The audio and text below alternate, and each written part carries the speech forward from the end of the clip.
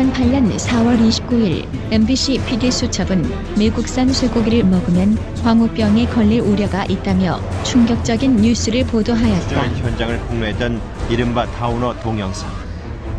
바닥에 쓰러져 일어나지 못하는 소를 반복적으로 보여줘 이를 본 시청자들은 공포에 떨 수밖에 없었다.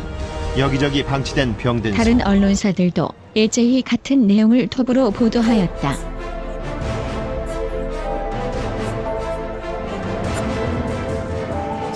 중심으로 시작됐던 촛불 집회.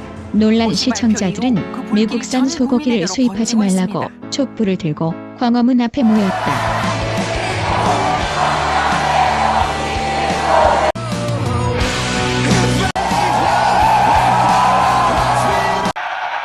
하지만 그것들은 모두 허위로 밝혀졌다.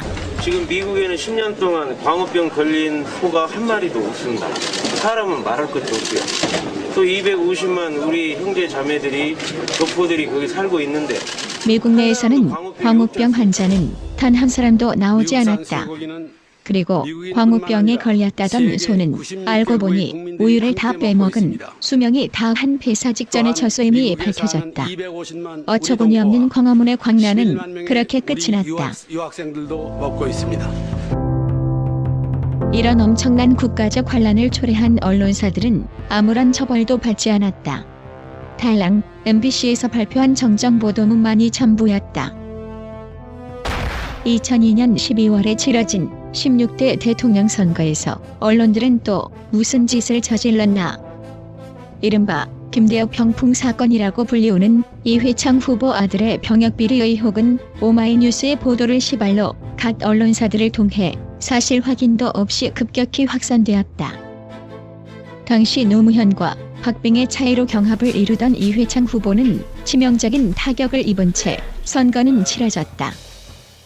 포인트 안팎의 살얼음 반습. 대통령 선거 예측 결과가 발표됐습니다. 나라당 이회창 후보가 52,025표, 노무현 후보는 49,926표입니다. 이면서 다시 희비가 엇갈립니다. 근데 8시 42분. 노무현 후보가 1위로 올라 1% 당선 유력에서 당선 그리고 이회창 후보는 졌다. 5시간 반의 드라마는 그리고 의혹은 근거 없는 것으로 밝혀졌다. 그 후 언론에 의한 반칙 행위는 아무런 제재도 받지 않았다. 개인 김대엽만이 이해할 수 없는 가벼운 처벌만 받았을 뿐이다. 문창극 씨가 새로운 국무총리에 지명되었다. 6월 11일 KBS 9시 뉴스입니다.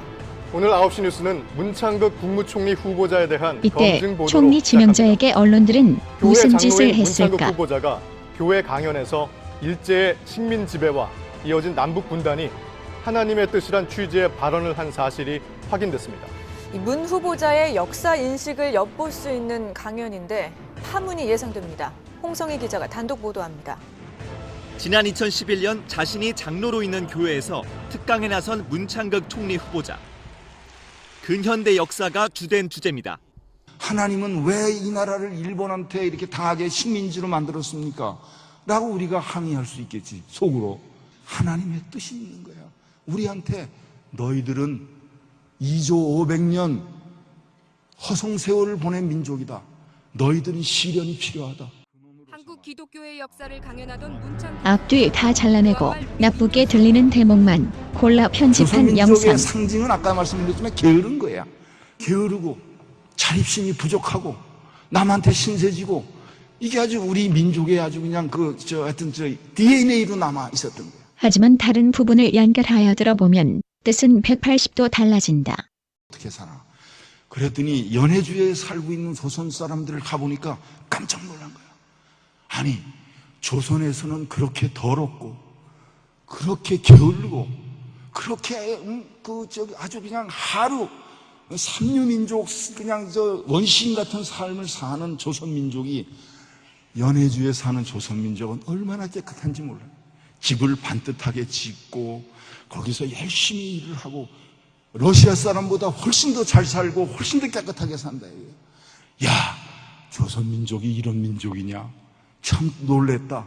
이거 왜 그럼 연해주에 있는 조선인은 이렇고 왜 조선에 있는 조선인 그러느냐? 그게 뭐냐? 그 나라가 잘못돼서 그렇다. 아까 말씀드렸듯이 나라가 백성이 뭐만 생기면 볼기를 쳐가지고 다 뺏으니까 일을 안 하는 거야. 근데 그런 나라를 떠나가지고 자기들끼리 모여 사니까 그렇게 잘 사는 거예요. 그래, 조선민족을 자기는 다시 봤다. 그런 얘기를 한 걸 제가 책을 읽고 있습니다. 이것이 사실은 한국, 그러니까 우리의 전신, 조선의 말에 조선의 말에 한국의 상황이었습니다. 과거 일제가 우리한테 그 뭐냐, 우리가 참 못난 민족이다 이럴 필요가 저는 없다고 봐. 그게 다 하나님의 뜻으로 우리 피 속에서 하나의 고난이 연그러져 가지고 지금 이거의 뿌리가 됐기 때문에 우리는 그거 지금 후회할 필요도 없고, 우린 그것을 애석하게 지금 애석하긴 애석하지만 그것 때문에 우리가 상심될 필요는 없다. 저는 그렇게 생각하는 겁니다. 요즘엔 찬송가에 그런 게 없어요. 찬송가, 우리 그 당시 1930년, 40년대 찬송가에 일하러 가세. 지금 우리 찬송가에 있습니까? 일하러 가세. 응? 일하러 가세, 일하러 가. 삼천리 강산 위에 하나님 명령 받았으니 반도강산에 일하러 가세. 기독교가 이런 뭡니까? 거짓 언론 보도에 못 이겨 문창극 총리 후보자는 결국 낙마하고 우리 말았다. 조선민족들한테 너희들 일해야 된다. 열심히 일해야 된다. 근면해야 된다. 근면해야 된다. 그걸 깨우쳐준 거야. 우리나라를 지금 옛날에 80불 하던 소득이 아프리카 기니하고 같은 80불의 나라였어요. 불과 50년 전에. 그런 나라를 이렇게 만들어주신 이유가 있지 않겠습니까? 괜히 그렇게 만들어주셨습니까? 미국이 기회의 나라가 됐듯이 우리나라도 기회의 나라가 돼야 된다. 소망의 나라가 돼야 된다. 저는 그렇게 생각합니다. 언론들의 거짓과 조작 보도는 아직도 진행 중이다. 저들은 이제 대통령까지 끌어내리기에 나섰다. 광화문에 모여든 100만 인파. 과연 맞는 말인가? 어떤 주장은 10만이라 하고 어떤 주장은 100만이라고 한다. 너무 심한 과장 보도에 국민들은 어지럽다. 다행스럽게도 네이버 지도에서는 간편하게 넓이를 재볼 수 있는 도구가 있다. 함께 계산해보기로 하자. 광화문 바로 앞에서 세종대로 사거리까지, 그리고 그곳에서 한화금융 앞까지.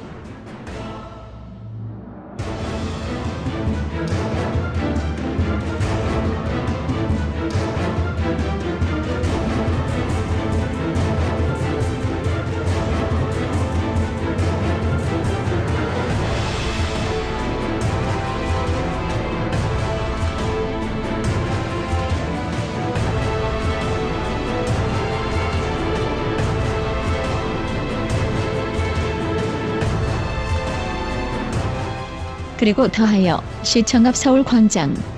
이렇게 3개 부분으로 나누어 책정해 보았다.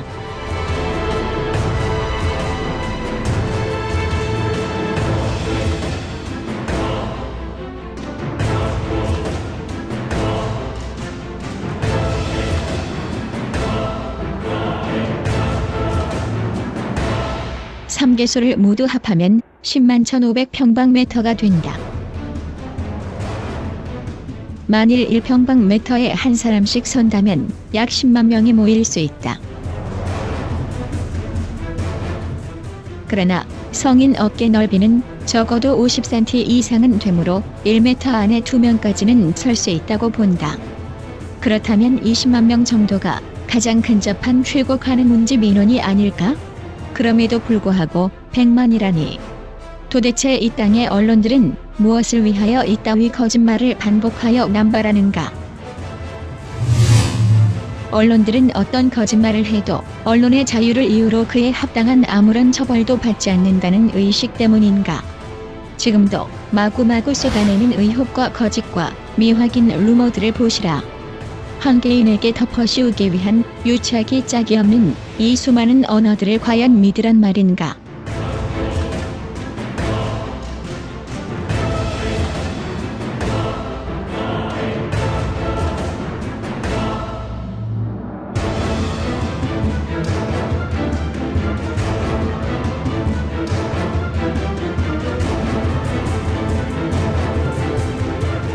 이 거짓말쟁이 언론들이 눈만 뜨면 쏟아내는 더러운 배설물들을 근거로 한 나라의 대통령을 끌어내리는 일이 과연 온당한 일인가?